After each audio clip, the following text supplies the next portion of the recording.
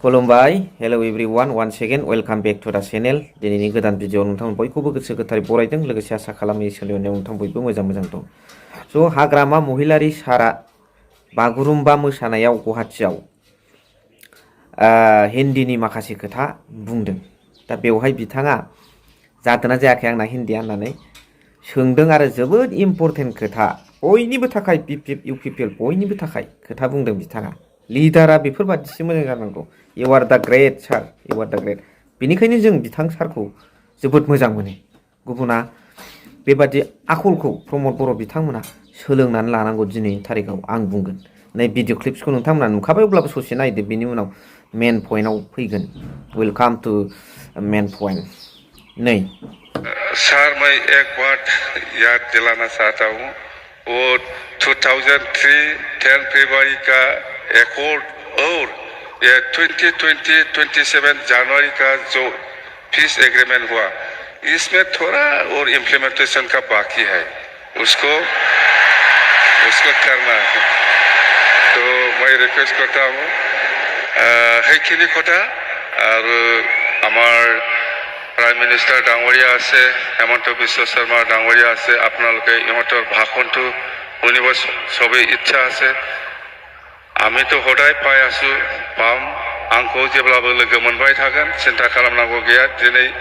जों बयबो जयैनो रंजानि आं बेखौनो बुंनानै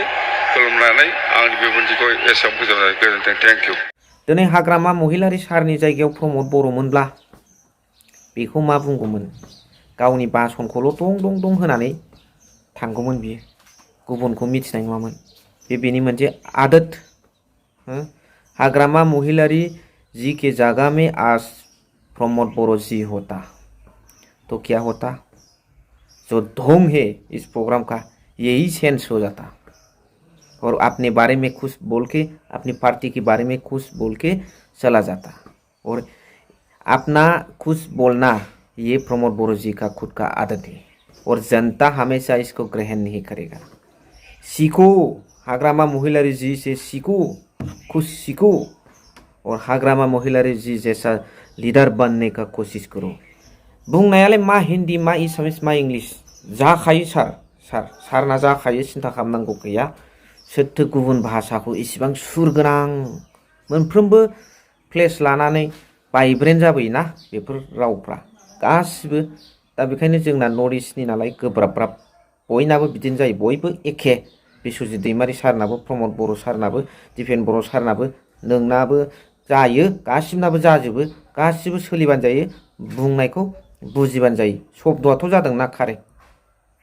गासिबो गोब्राब जाजोबखायो नों आंजों बयनाबो आरो बे सारमोनाबो एखे नोंबो एखे बे एखेयानो हेमन्त बिश्व शर्मा सारजोंबो एखे जायो भाषाया सारना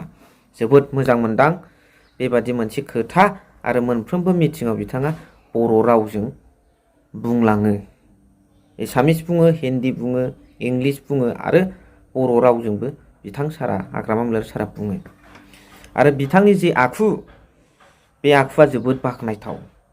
मानो होनब्ला दिनै बिटिआर एग्रिमेन्टखौबो बिथाङा बिटिसि एकर्ड डेजों लोगोसे बिटिआर एकर्ड डेखौबो शान्ति सुक्तिखौबो फालिनो थांखि लादों आरो जा आद्रा इमप्लिमेन्टेसन जानो गोनां दं बेखौबो मावफुंनो थाखाय रिक्वेस्ट खालामदों 2020 सনত जितु शान्ति सुक्ति এই শান্তি চুক্তির যিমান দফা বাকি আছিল এইটো পূরণ করার কারণে ইমপ্লিমেন্টেশন করার কারণে হাগ্রামা মহিলারি ডাঙরিয়া নরেন্দ্র মোদী সারত অসরত রিকুয়েস্ট করেছে এটা বহুত ডাঙর কথা दा बै समाव जायफोर आईटी सेल इउपिपिएलनि दैदेनगिरि बिथांमोना बुंदोंमोन हाग्रामा महिलारि सारा इउपिपिएल दोलोनि हेंथा बिटिआर गभर्नमेन्टनि हेंथा बिटिआर एग्रिमेन्टनि हेंथा होननानै नाथाय बे हाग्रामा महिलारि सारानो दिनै बिटिआरनि बाखि थानाय इमप्लिमेन्टेसन जानो गोनां दफाफोरखौ मावफुंनो थाखाय खुद आरो in front of prime minister Narendra Modi ji बे नरेन्द्र मोदी बिथां सारनि खाथियावनो बुंबाय मोखावनो होनब्ला नायदो रायजो राजाफोर बेसेबां सासे लिडारनाव बेसेबां गिदिर बे सारनाव हाग्रामा महिलारि सारनाव बेसेबां गिदिर गुन दं बे गुनानो बिथांखौ ग्रेट एगेन एन्ड एगेन खालामगासिनो दं direct face to face Hagrama Mohilary डांगरिया नरेंद्र मोदी सारत रिक्वेस्ट करिছে বিটিআর এগ্রিমেন্টত তফাবিলাকক इम्प्लीमेंटेशन करार कारण face to face in front of PM Narendra Modi ji. तो आप लोग सोचा होगा हाग्रामा महिलारी जी ने ऐसा क्यों किया, क्योंकि हाग्रामा महिलारी जी का जो ओरा है ये ओरा ही ऐसा ही है, लोगों का लोकप्रिय बीटीसी एकॉर्ड डे सेलिब्रेशन करने के साथ साथ बीटीआर एकॉर्ड डे को भी सेलिब्रेट करने का हाग्रामा महिलारी जी ने फैसला लिया है, निर्णय किया है। और जो इम्प्लीमेंटेशन बाकी है, जो बीटीआर एकॉर्ड शांति समझौता का इम्प्लीमेंटेशन बाकी रह गया,